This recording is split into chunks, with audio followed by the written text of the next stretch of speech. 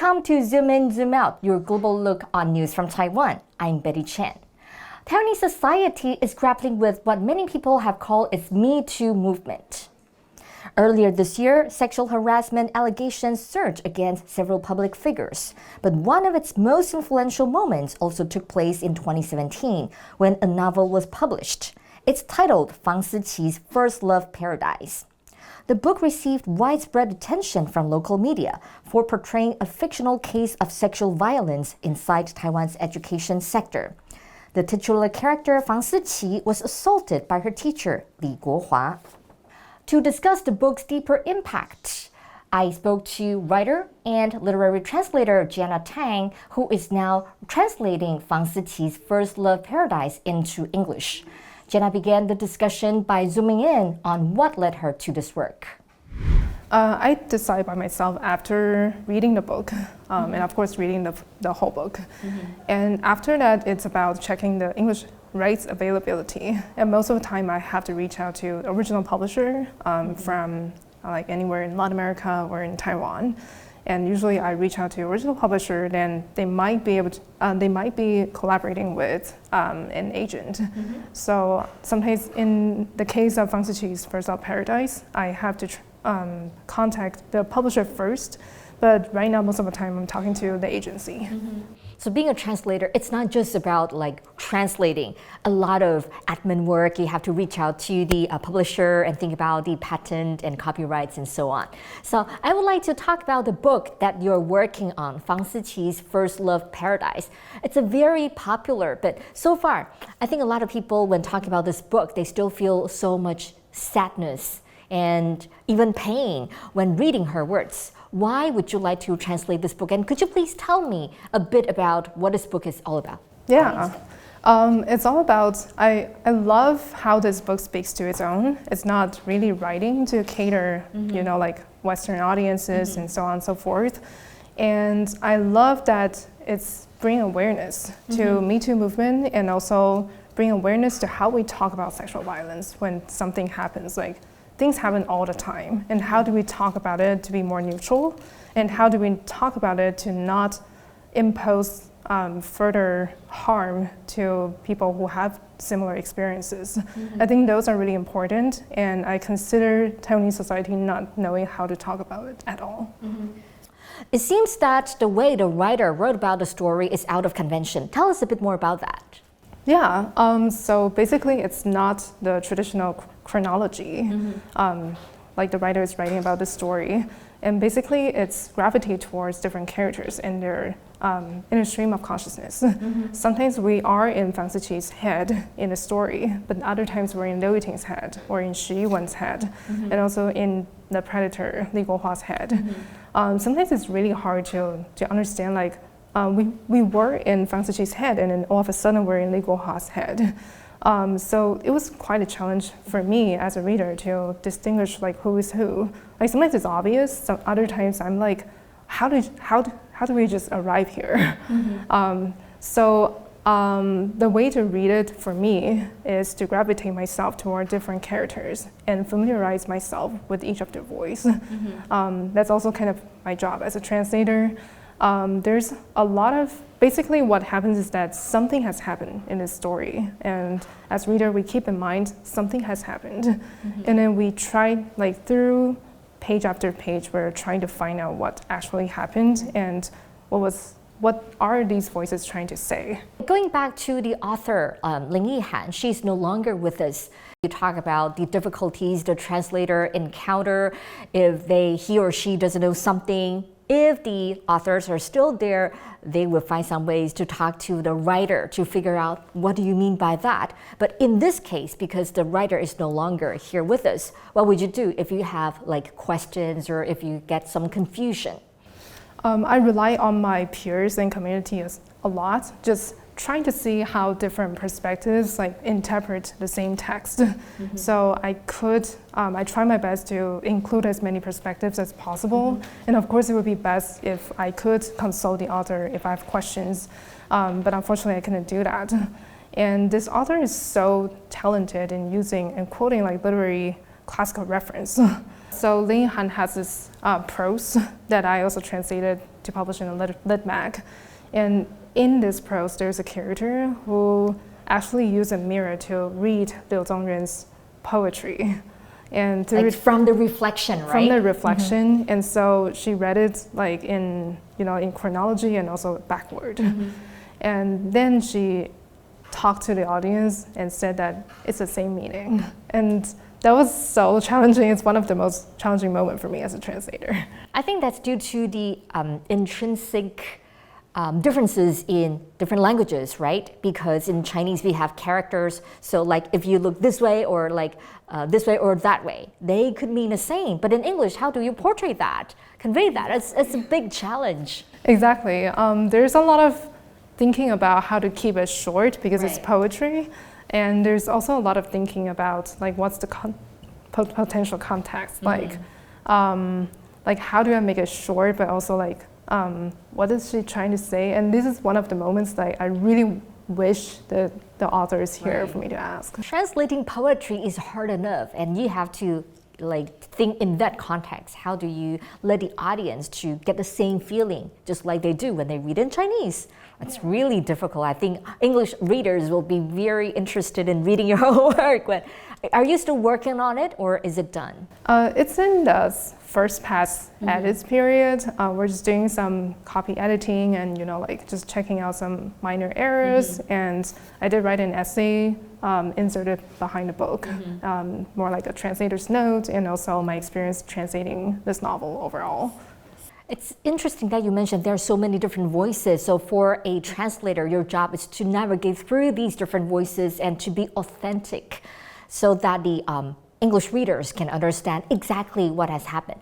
What is the biggest challenge? I mean, especially when you're describing all these negative emotions, things about sexual violence. As a translator, how do you cope with the negative emotions you may have?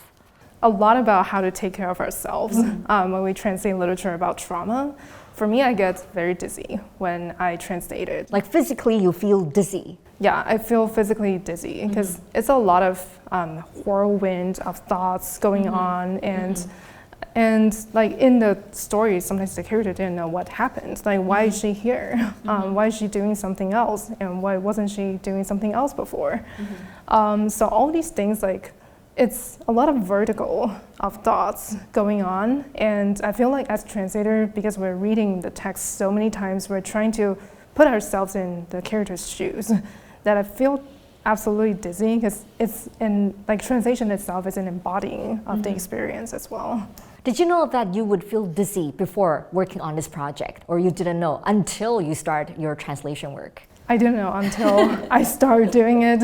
So it's kind of like a side effect. It could be, but I like that I'm really into the story. Like I put myself into the perspectives to be able to translate.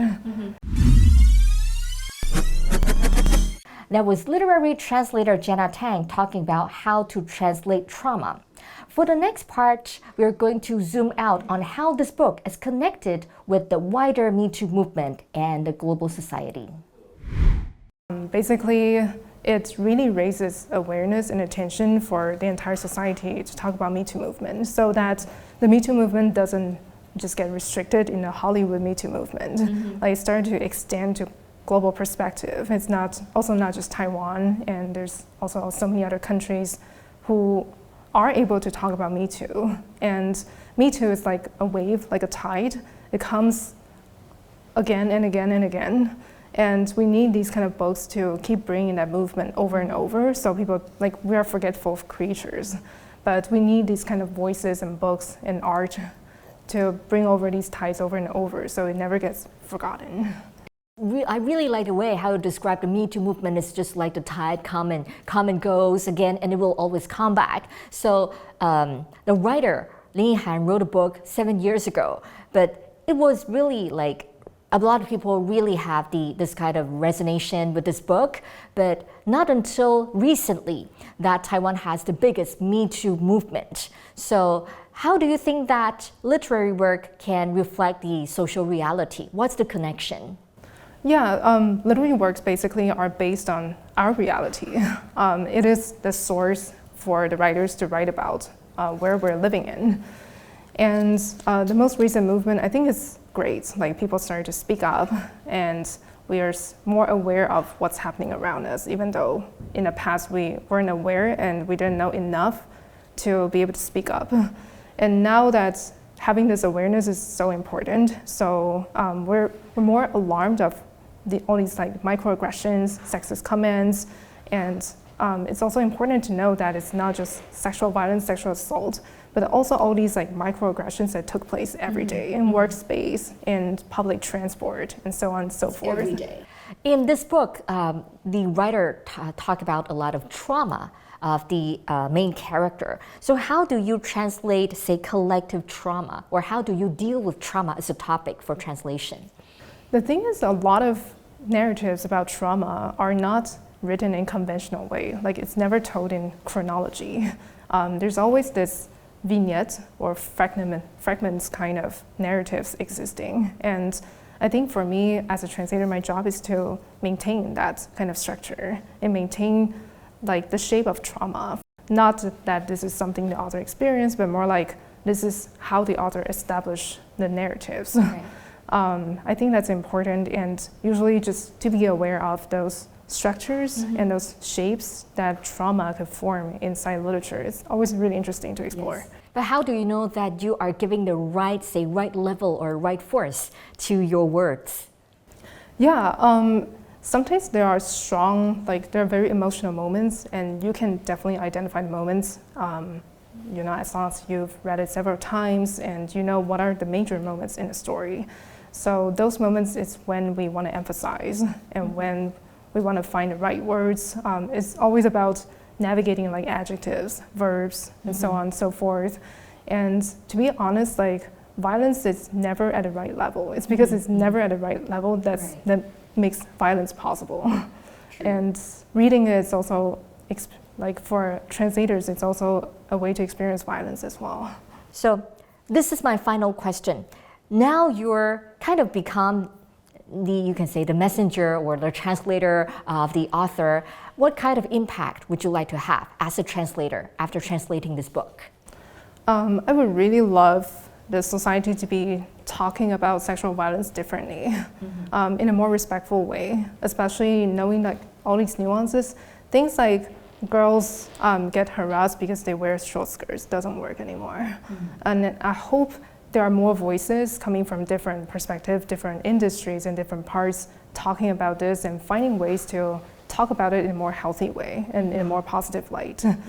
And I hope, despite there are just so many things happening every day, violence, harassment, and so on and so forth, I hope like through this book and through knowing certain perspectives from this book, we're able to talk about topics like this in different but positive light.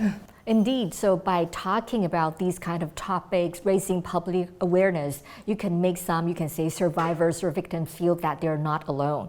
Some people do understand their pains and their frustrations, and they deserve more respect, right? Yeah. Thank you so much, Jenna, for joining us, and we look forward to reading your English translation of Lin Yi-han's work, Fang Siqi's First Love Paradise. That was Janna Tang, the translator of Fang Siqi's First Love Paradise. This has been Zoom In, Zoom Out. If you like our stories from Taiwan Plus, please follow us on social media. Thank you for watching. Stay safe and see you next time.